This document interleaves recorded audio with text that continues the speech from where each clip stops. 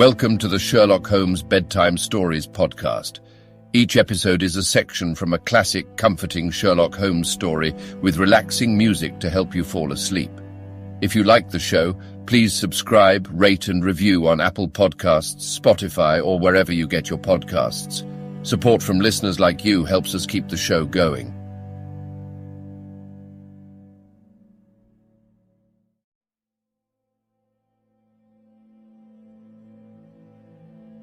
Now it's time to relax.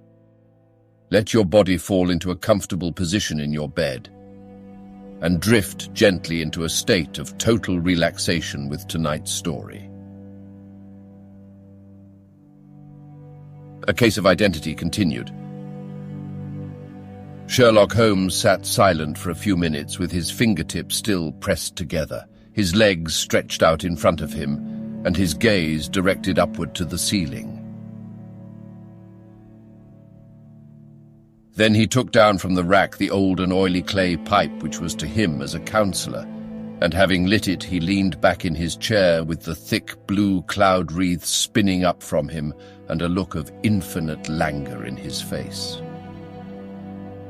Quite an interesting study, that maiden, he observed.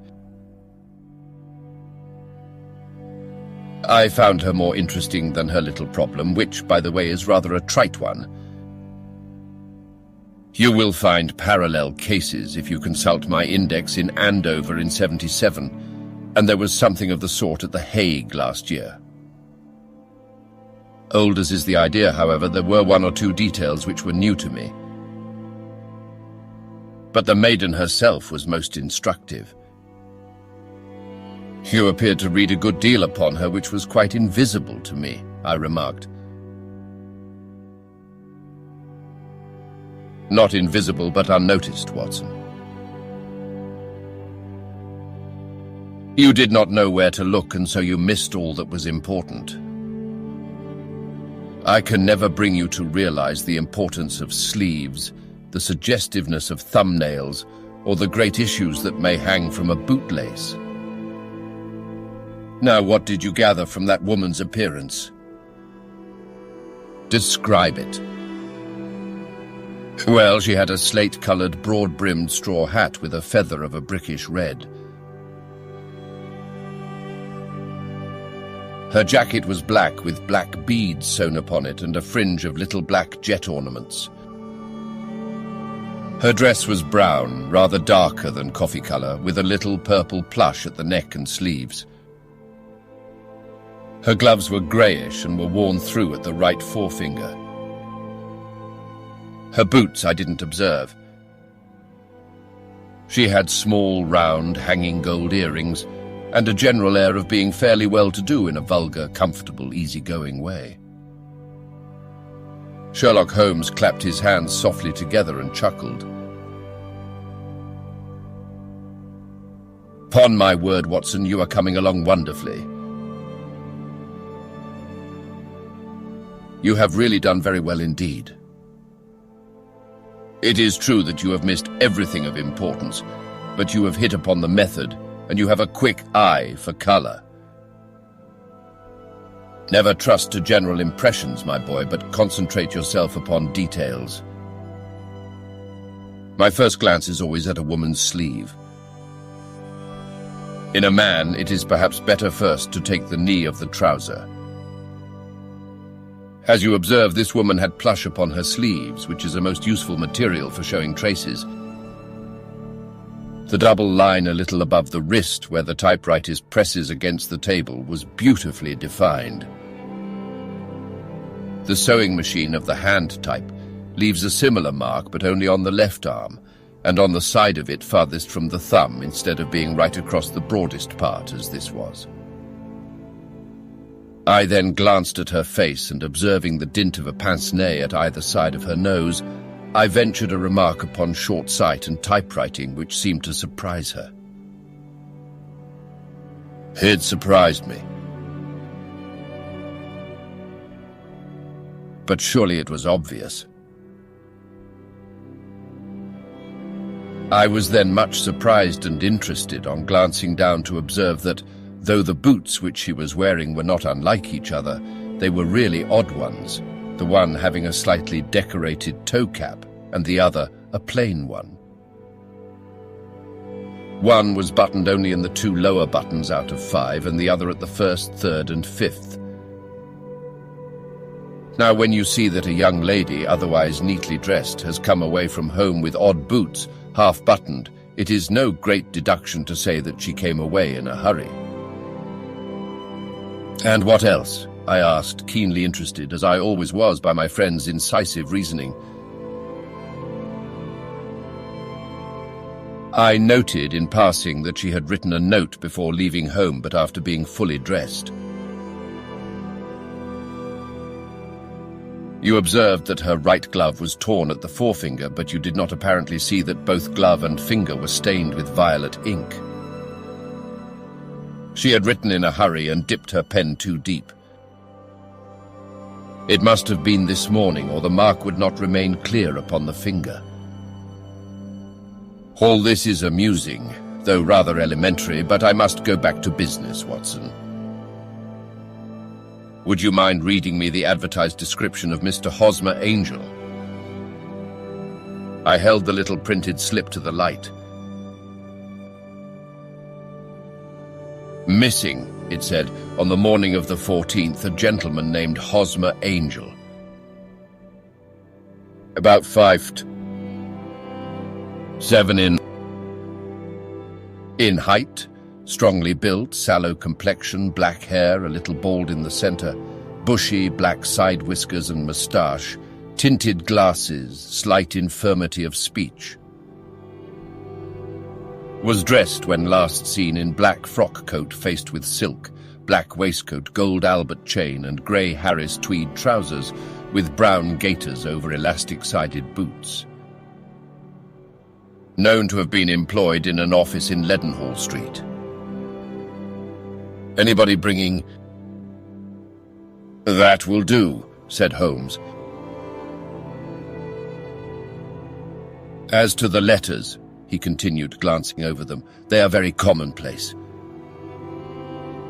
Absolutely no clue in them to Mr. Angel, save that he quotes Balzac once. There is one remarkable point, however, which will no doubt strike you."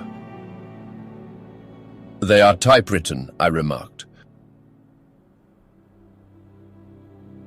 "Not only that, but the signature is typewritten.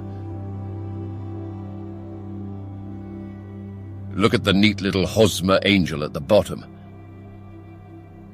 There is a date, you see, but no superscription except Leadenhall Street, which is rather vague.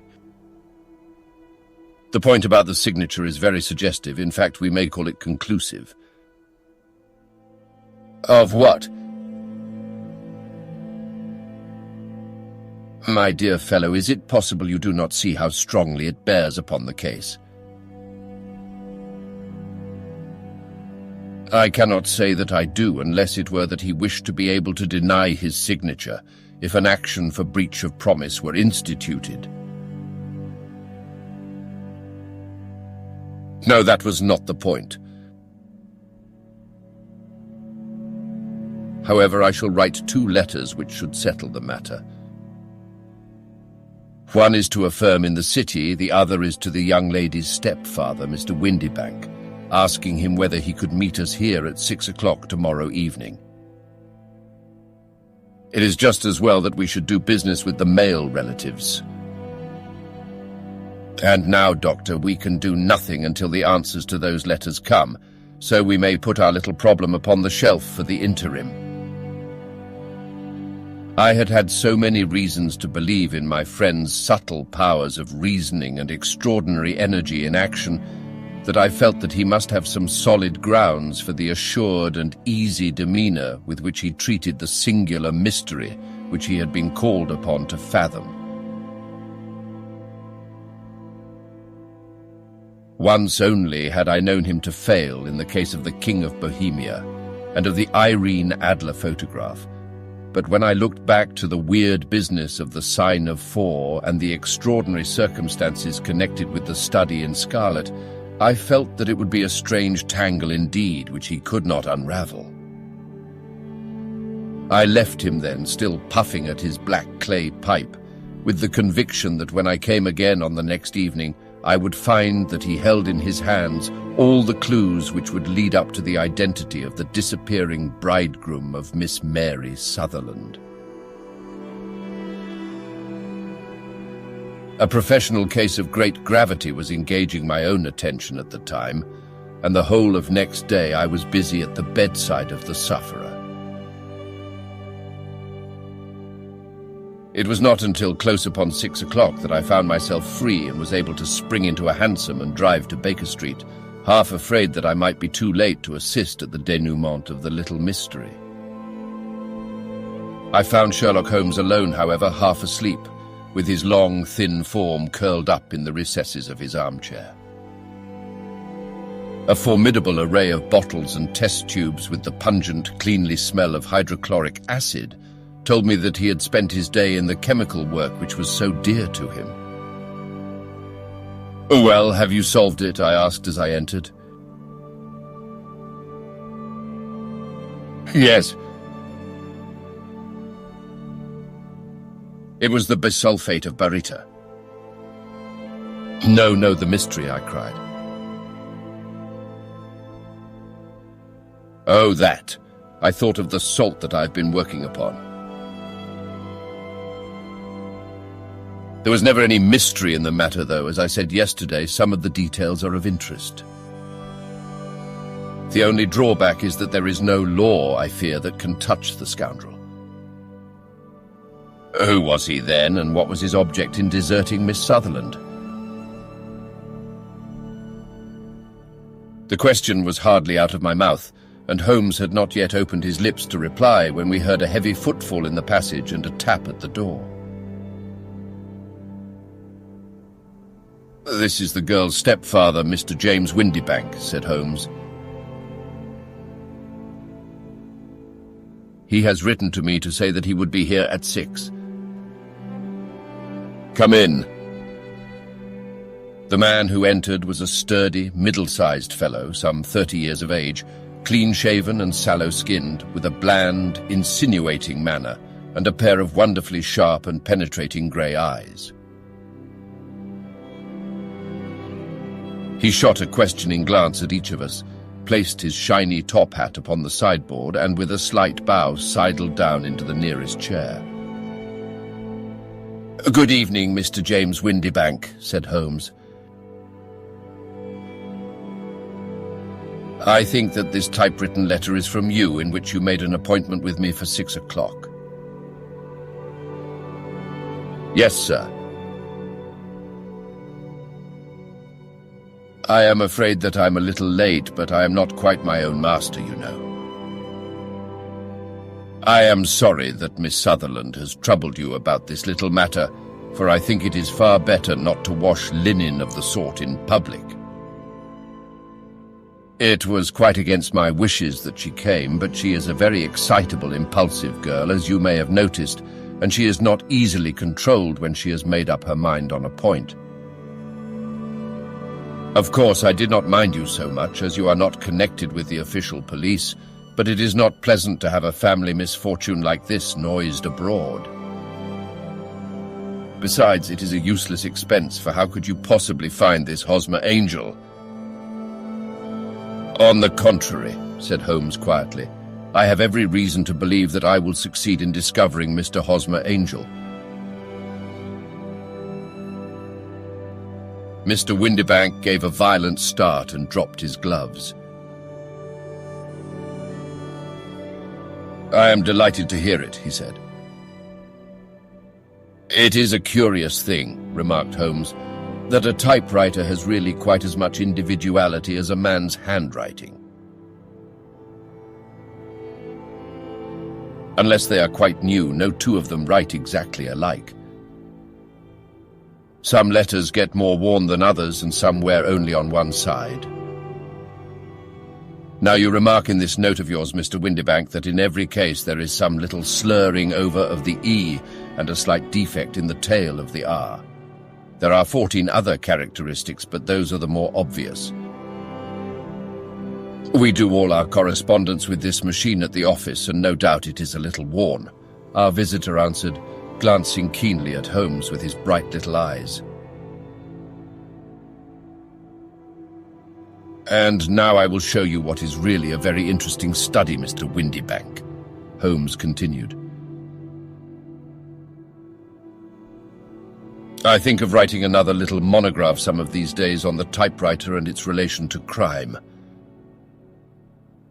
It is a subject to which I have devoted some little attention. I have here 4 letters which purport to come from the missing man. They are all typewritten.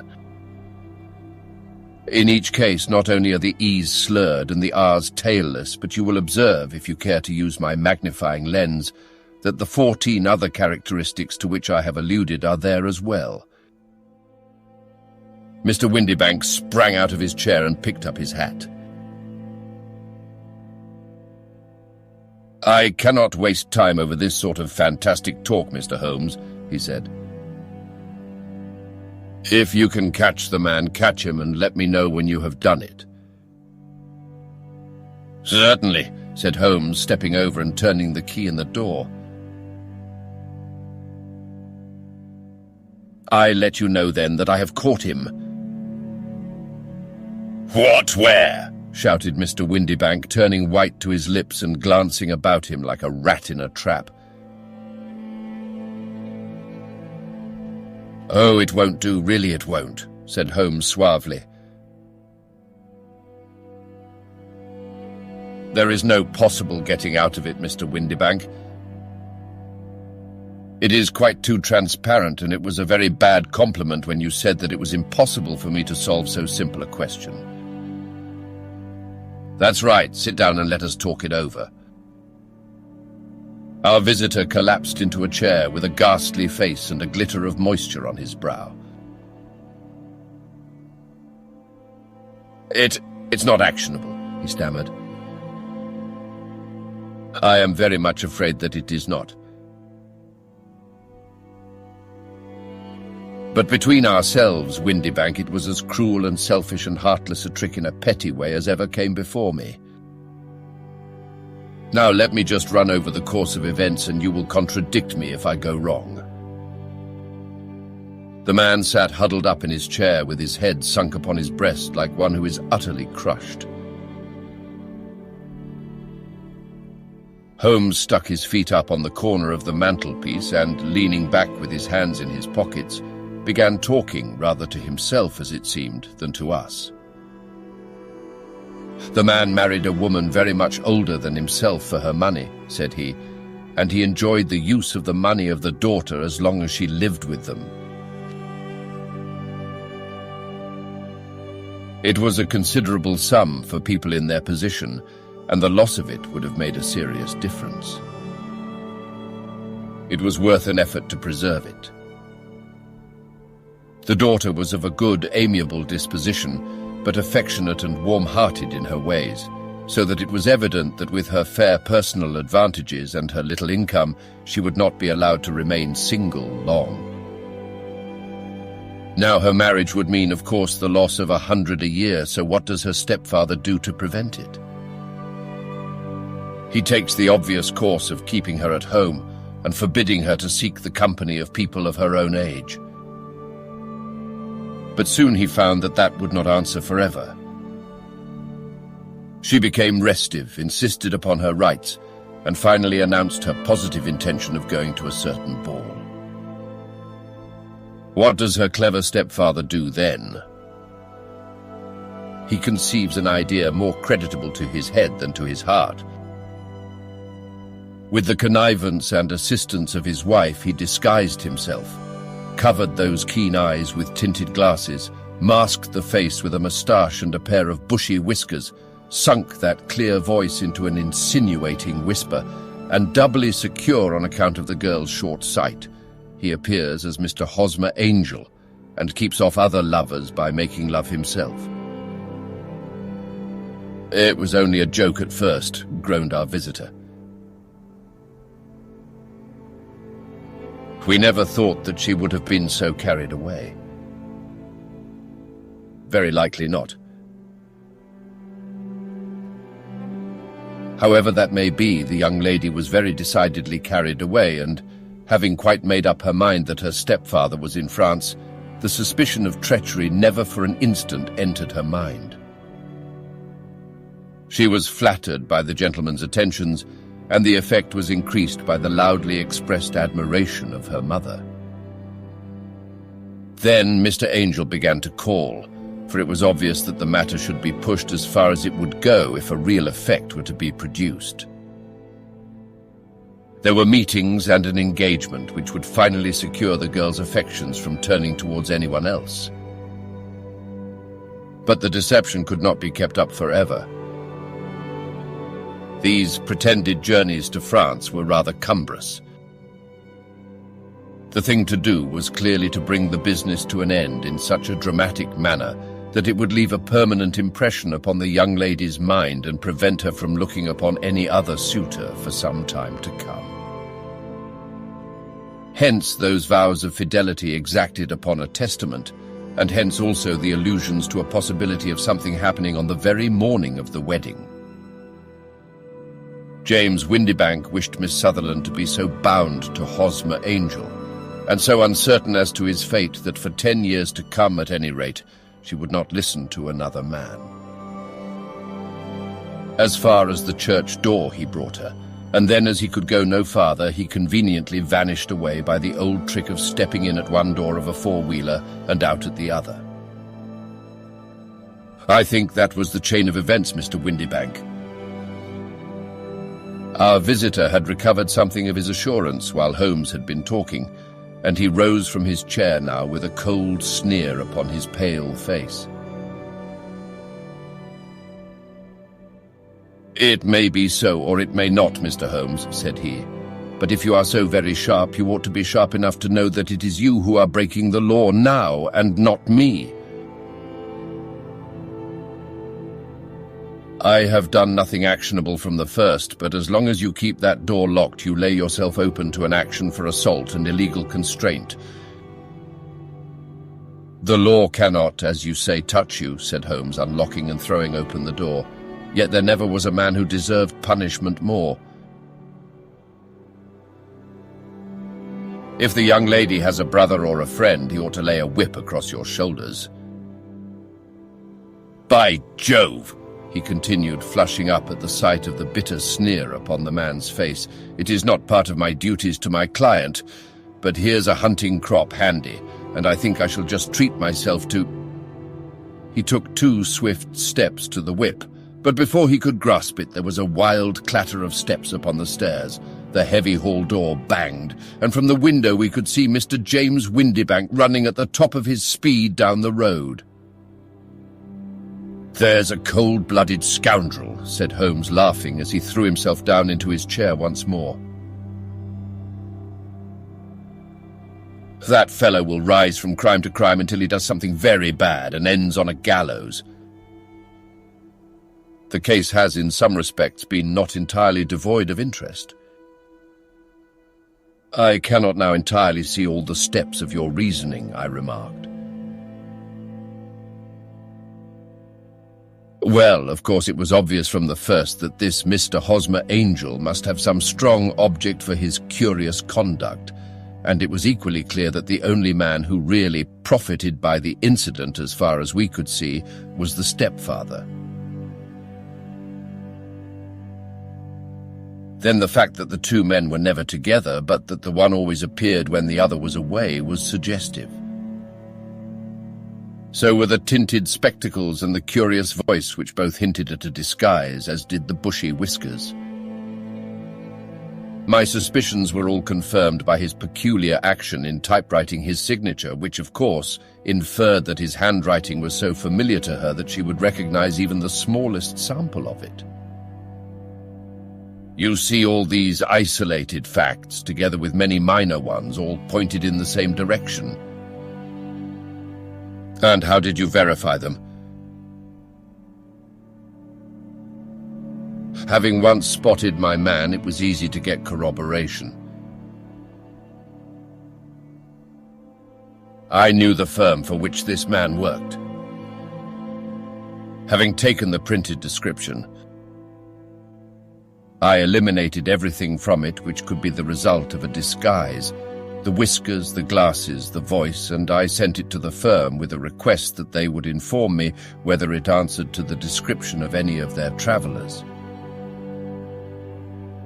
I had already noticed the peculiarities of the typewriter, and I wrote to the man himself at his business address, asking him if he would come here. As I expected, his reply was typewritten and revealed the same trivial but characteristic defects. The same post brought me a letter from Westhouse and Marbank of Fenchurch Street to say that the description tallied in every respect with that of their employee, James Windibank. Voilà tout. And Miss Sutherland. If I tell her, she will not believe me. You may remember the old Persian saying, "There is danger for him who taketh the tiger cub, and danger also for whoso snatches a delusion from a woman." There is as much sense in Hafiz as in Horace, and as much knowledge of the world.